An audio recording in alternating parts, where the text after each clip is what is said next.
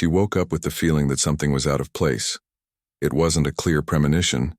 It was a weight in her chest, a nameless restlessness. The clock showed it was too early. The house was too silent. She got up slowly, trying to ignore that anguish that seemed to have no reason. She prepared coffee, sat at the table, checked her cell phone. No message from him. She found it strange but didn't give it much thought. Long relationships create habits. And they also create blindness. That was when the phone rang. An unknown number. She almost didn't answer. On the other end, a professional, cold voice asked her to come to the hospital immediately. They only said that. Hospital. Immediately. His name was mentioned, and in that instant the floor seemed to give way. She tried to ask questions, tried to understand, but the call ended too quickly. Her hands trembled as she grabbed her purse. The keys fell to the floor twice. Her heart beat so hard it seemed to hurt. On the way, her mind was cruel. Images blurred together. Accidents, farewells, words never spoken. She arrived at the hospital with short breath. The strong smell, the white light, people walking too fast. At the counter, they confirmed he was in critical condition. She sat in a hard chair in the hallway, looked at the closed ICU door, and there she realized nothing would prepare her for what would come next. While she waited for news about her husband's life, a silent discovery was approaching. The hallway seemed endless. Every step a doctor took made her heart race.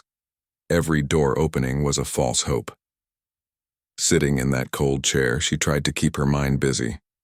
But thoughts don't obey orders. They invade. They hurt. She remembered the last conversation they had. It was quick. No affection, no attention. A silly argument. Small things that couples accumulate when they believe there will always be time later. Now, maybe there wouldn't be. She squeezed her hands tightly, closed her eyes, made silent promises that are only made when fear dominates. She promised to be more patient, promised to listen more, promised to change. The hours passed slowly. Too slow. No one brought news. No one explained anything. Minutes later, a nurse approached. "This cell phone belongs to your husband. He dropped it when he came in a hurry." She said thank you, sat down again. The screen was dark. And then it vibrated. Motionless. She didn't want to touch it. She never touched it. She trusted him. But at that moment, she needed a distraction. She needed to escape her own head. She picked up the device carefully, as if she were touching something forbidden.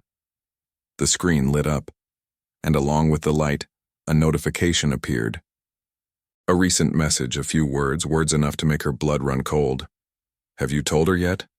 She read it once, then again, and again. Her heart raced, her throat went dry. Tell her what? Who was her? The ICU door remained closed, but there, in that hallway, another door was beginning to open.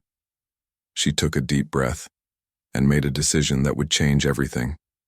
She spent a few seconds staring at the screen, not really seeing. The world around her felt distant, as if the hallway had become narrower, as if the air had diminished. "Have you told her yet?" It wasn't an innocent question. It was too intimate, too direct. Her hands trembled. She thought about locking the phone, putting it back on the chair, pretending she never saw it. But doubt had already set in, and doubts, when they arise, demand answers. She unlocked the phone. She had never done that before. She never felt the need. Trust had always been the silent agreement of the marriage. But now, something was wrong. The conversation was there, open, with no effort to be hidden. Old messages, typed laughter, missed calls, plans. It wasn't something recent. It wasn't an isolated mistake. It wasn't a misunderstanding. It was a parallel story. She read slowly. Each line felt like a blow. There was affection. There was intimacy. There were details that didn't belong to strangers. The name saved in the contact didn't help. It was common, disguised, but the words gave everything away. He said he was tired, that the marriage was complicated, that he felt trapped. And the other woman responded with understanding, with support, with promises of something better. The phone almost fell from her hands when she noticed the date of the last message. It was from that day, shortly before he fell ill. While she was rushing to the hospital, he was talking to someone else. Her heart didn't only ache for the fear of losing him. It ached for the certainty that she had already lost something before. The ICU door opened. A doctor came out. She stood up quickly, instinctively wiping her face. She put the phone back in its place. On the outside, she was the worried wife. Inside, something had broken. Because she knew, if he survived, nothing would ever be the same again. And what the doctor would say next would make everything even more cruel. The doctor didn't bring immediate answers. He brought technical terms, probabilities, care instructions. He said the next few hours would be decisive, that it was still too early to celebrate any improvement, that the body was reacting. But the risk remained. She nodded her head, thanked him, asked the right questions. On the outside, she was in control. Inside, she was fighting a silent war, because now there were two weights happening at the same time, the wait for his recovery and the wait for an explanation that might never come. She sat down again in the hard chair in the hallway, looked at the floor, tried to organize her thoughts. She loved that man, or did she love the version she believed existed? The image of him smiling that morning came back to mind, the hurried kiss, the automatic phrase, "See you later." Later. As if time were guaranteed. She thought about confronting him as soon as he woke up. She thought about pretending nothing had happened. She thought about leaving. No option seemed possible. The phone vibrated again in her purse. She froze. She didn't need to look to know who it was from. She had learned the notification pattern. She took a deep breath before opening it. "Is he okay? Were you able to talk to the doctor?" The message was short, worried, and at the same time invasive. The other woman knew. She knew too much. She didn't respond. She turned off the phone. For the first time since she arrived at the hospital, she got up and went to the bathroom. She locked herself in a stall, sat on the closed toilet, and cried in silence. It wasn't a cry of despair. It was a cry of mourning. Mourning for something that hadn't officially ended, but was already dead. Minutes later, she washed her face, composed herself. When she returned to the hallway, a nurse called her name. He had woken up. Her heart raced, her legs felt weak. She walked to the ICU door with slow steps. Each step felt like a decision. She entered. He was there, pale, fragile. He opened his eyes upon seeing her, tried to smile. And in that instant she realized something devastating. He had no idea that the worst moment of her life wasn't that hospital. It was what she had discovered while fighting not to lose him, and when he finally tried to speak, the first words would change everything. He took a deep breath before trying to speak. His voice came out weak, broken, but the words came too clearly. "I'm sorry." She froze. She didn't know if that was about his condition, about the scare, or about something much bigger. She moved closer to the bed, held his hand. That gesture, so automatic, now felt strange, as if it belonged to another life. "I scared you," he continued. "This wasn't supposed to happen." She nodded, but didn't respond. She waited. The silence between them grew, dense, loaded with things left unsaid. He closed his eyes for a moment. He seemed to choose his words, or maybe decide how far he would go. "I thought I was going to die," he said. "And I was afraid." Afraid of what, she wanted to ask, but she said nothing, because his fear wasn't the same as hers. She thought of the message, the open conversation, the question that wouldn't leave her head. "Have you told her yet?" He opened his eyes again, looked directly at her, and looked away. That small gesture confirmed everything. She felt a tightness in her chest. It wasn't surprise. It was confirmation. "You don't need to talk now," she said. Her voice was too steady for someone so hurt. He seemed relieved.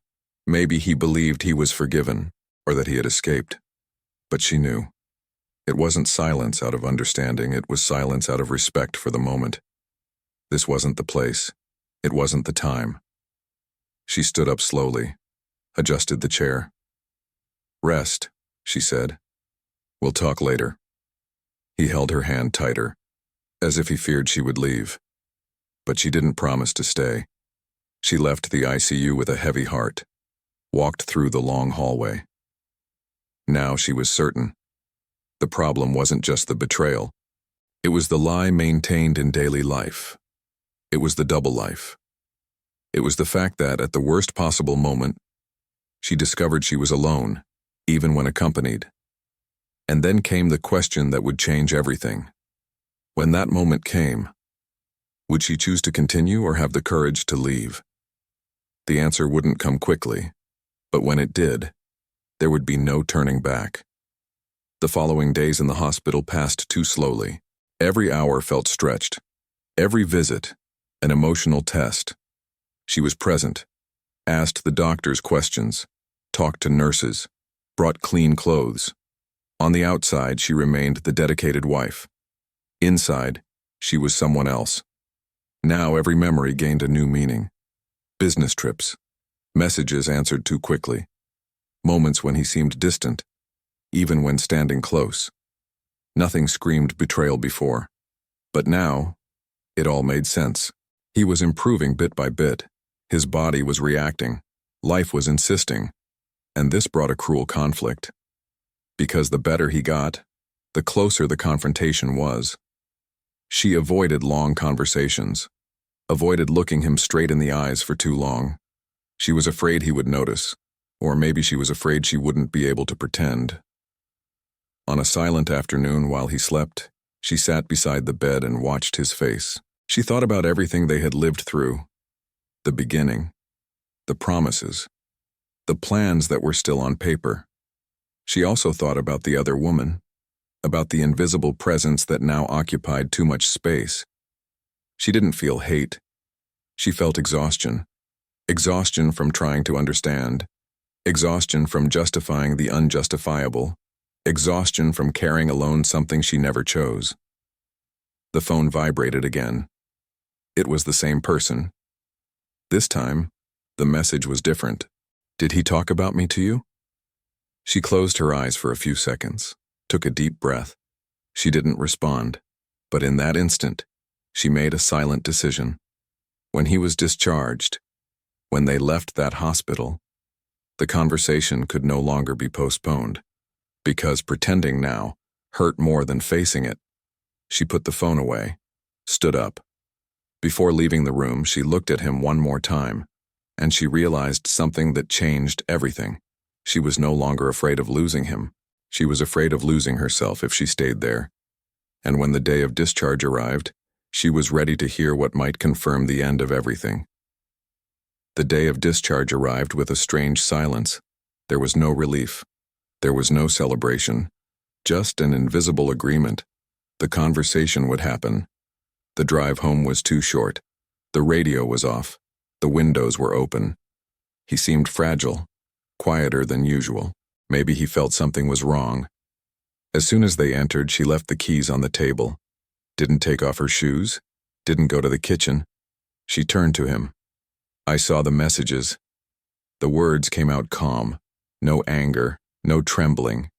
He turned pale, tried to sit down, took a deep breath, opened his mouth, and closed it. He didn't deny it. That was the detail that hurt the most. She continued, "I saw everything. Since it started. What you said. What you hid." He put his hand to his face. His eyes welled up.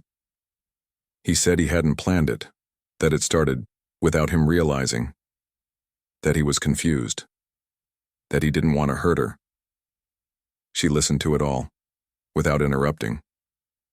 When he finished, the silence returned. "And why didn't you tell me?" she asked. He took a while to answer. "Because I knew I could lose you." She nodded slowly. "And now?" she asked. He cried, said he was sorry, that he wanted to fix it, that he almost died, and that had changed everything. She believed the scare was real. His fragility, too. But something inside her no longer moved. "I didn't find out at the wrong time," she said. "I found out at the exact time." He looked at her confused. "The exact time for me to understand who I was becoming by staying in something that hurts me." He begged for another chance, promised to cut contact, promised therapy, promised everything. But promises at that moment sounded empty. She needed time, space, silence. And for the first time, she placed a suitcase in the guest room. It wasn't the official end, but it was the beginning of a decision, because the hardest part was yet to come. Choosing between the past she knew and the future she couldn't predict. The following days were strangely calm. There were no shouts. There were no accusations. There was silence. She slept in the guest room. He respected the distance. They spoke only when necessary. Good morning, good night, medications, appointments. The house, once full of automatic routines, now felt like a neutral place. No intimacy, no comfort. He tried to get closer bit by bit. A coffee left on the table. A question that was too kind. A look that asked for permission. She noticed, but didn't react. Not out of coldness, but because something inside her was under reconstruction. Alone in the room, she thought. She replayed every detail of the conversation, every justification, every promise. Betrayal wasn't just about another person. It was about repeated choices. It was about hiding. It was about continuing even knowing it would hurt. She no longer felt anger. And that scared her, because anger at least indicated a bond. What she felt now was clarity. One night he knocked on the bedroom door, asked to talk. She agreed. They sat face to face, without touching, without defenses. He said he was trying to change, that he was willing to wait, that he would do anything. She took a deep breath before responding. "I believe you are sorry," she said. "But regret doesn't erase what I felt when I discovered everything alone.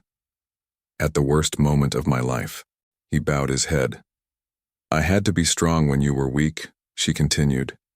"And in that moment I realized something important." She paused. "I can't be strong for both of us forever." The words hung in the air. She didn't announce a final decision, but she made something clear. The marriage was no longer guaranteed. It would need to be chosen again, or ended with dignity. And that weight hurt more than any fight, because sometimes love doesn't end in a shout. It ends in a silence that no one can break. Time passed differently inside that house. The days were in no hurry. The hours had no shape. She kept observing, not words, but attitudes. He really did change some things. He arrived earlier, kept small promises, respected her space, but there was something that didn't come back. Trust. She realized this on a simple morning, hearing the phone vibrate on the table. Her heart raced, and by reflex. It wasn't fear of betrayal. It was her body remembering the pain. And in that instant, she understood. She didn't want to live on alert. Loving shouldn't require vigilance. It shouldn't require constant proof. It shouldn't hurt in silence. That afternoon, she went for a walk alone, sat on a park bench, watched people passing by, couples laughing, others in silence, some alone, and at peace. It was there she made the decision, not by impulse, not out of anger, out of respect for herself. At night, she called him to talk. He realized immediately. They sat in the living room. No drama, no suspense. I thought a lot, she began, and I understood that the love I feel is no longer enough to sustain this. He tried to speak. She raised her hand. It's not punishment. It's not revenge. It's a consequence. She said she needed to go, that she needed to find herself again, that she needed to trust again in herself. He cried, asked for more time, said it wasn't fair. She answered calmly, fair would have been not to put me in the position you put me in. She packed a few things. The suitcase wasn't heavy. It weighed less than staying. Before leaving, she looked at him one last time. I didn't discover the betrayal at the worst possible moment, she said. I discovered it at the moment that saved me. She closed the door, and for the first time in a long time, she took a deep breath without pain. But the end wasn't about him. It was about what she would become from that choice. The first days alone were strange, too silent, too light. She moved to a small place, a few pieces of furniture, a few memories scattered about. At first the void was scary, but bit by bit, it began to teach her. She started sleeping through the night again, waking up without a tightness in her chest, responding to messages without anxiety. She realized that the love she had most neglected was her own. There was no celebration, no sense of victory. There was peace. With time, she understood something important. The betrayal didn't destroy the marriage in that hospital. It had already been breaking in silence. The hospital only revealed it. She no longer hated him. She held no grudge. She wished that he would heal, not just his body, but from whatever led him to hurt the one he claimed to love. She learned that staying is also a choice, but leaving, sometimes, is an act of courage. Months later, passing in front of the hospital, she remembered that day, the fear, the discovery, the pain, and she smiled, in silence, because she understood that that wasn't the worst possible moment. It was the exact moment when life asked her to choose herself. And if this story reached you, maybe it wasn't by chance. Maybe it touched on something you feel but could never put into words. Because in the end, this isn't just a story about betrayal. It's about limits, about difficult choices, about the moment when we realize that continuing hurts more than leaving. Sometimes the worst moment of our life is exactly the one that wakes us up. If this story made you reflect like this video, it helps the channel a lot to keep bringing deep narratives like this. Share it with someone who needs to hear this message today. Sometimes a story arrives at the exact moment in someone's life. And if you aren't subscribed to the channel yet, subscribe now so you don't miss the next videos that make us stop, think, and see life in a different way. Thank you for staying until the end.